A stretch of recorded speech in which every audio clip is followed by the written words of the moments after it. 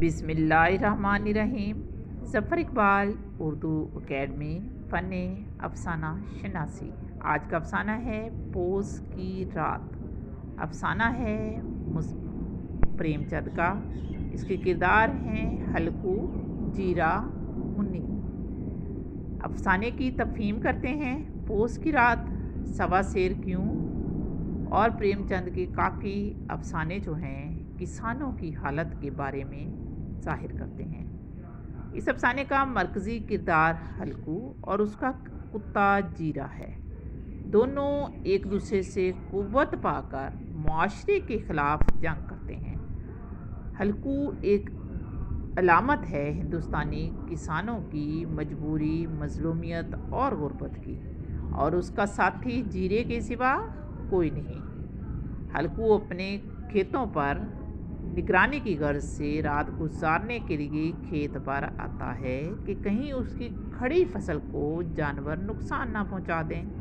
बहुत सख्त सर्दी होती है, यानी पोस की या झाड़े की रात होती है, और हल्कू के पास इस सर्दी से बचने के लिए एक पुरानी गाड़े की चादर है जो सर्द लहरों को हल्कू के जिस्म के अंदर पहुंचने से रोकने में नाकाम होती है।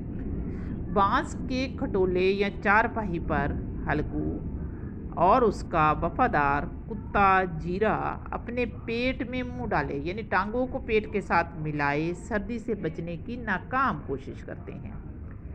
सब हल्कू का साथ छोड़ देते हैं, लेकिन वफादार कुत्ता मालिक के साथ रहता है और घर से बाहर आ गया है।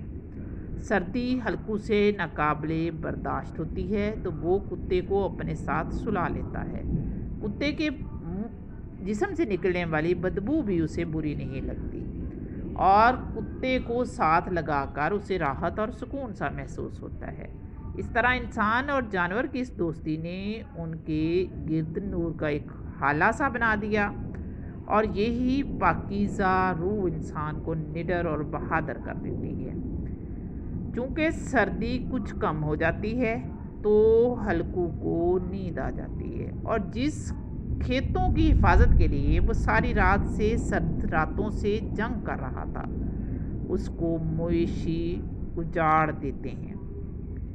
जीरे ने भौंक भौंक कर उसे जगाने की बहुत कोशिश की, लेकिन ऐसा लगता था कि इस वक्त हल्कू के लिए नींद से ज़्यादा कोई चीज़ अहम नहीं है।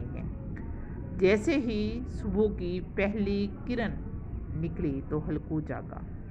जब वो जागा तो उसने देखा कि उसके खेत में कुछ भी ना बचा था, और एक तरफ जीरा बेजान पड़ा था क्योंकि सर्दी और मालिक को आवाज़ दे देकर उसकी हिम्मत ख़त्म हो गई थी, और मालिक का खेत भी तबाह हाल था। मुन्नी जो हल्कू की बीवी है वो उसको झंझोड़ रही है और कहती है, क्या आज सोते ही रहोगे? मुन्नी फिक्रमंद होकर कहती है, अब मजदूरी करके मालगुजारी देनी पड़ेगी, यानी खेत तबाह हो गया, मालगुजारी फिर भी देनी है।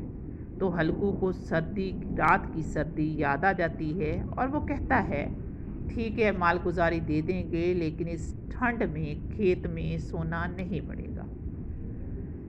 ये बात जो एक गरीब किसान अपने मुंह से अदा करता है, इस पर अमल करना इसके बस में नहीं होता, क्योंकि हालात नासाजगार हैं। वो मजबूर और लाचार है, उसे फिर खेतों में बीजना है, उसे अपने और अपने कुंबा का पेट भी पालना है, और मालिक को लगान या माल गुजारी भी देनी है।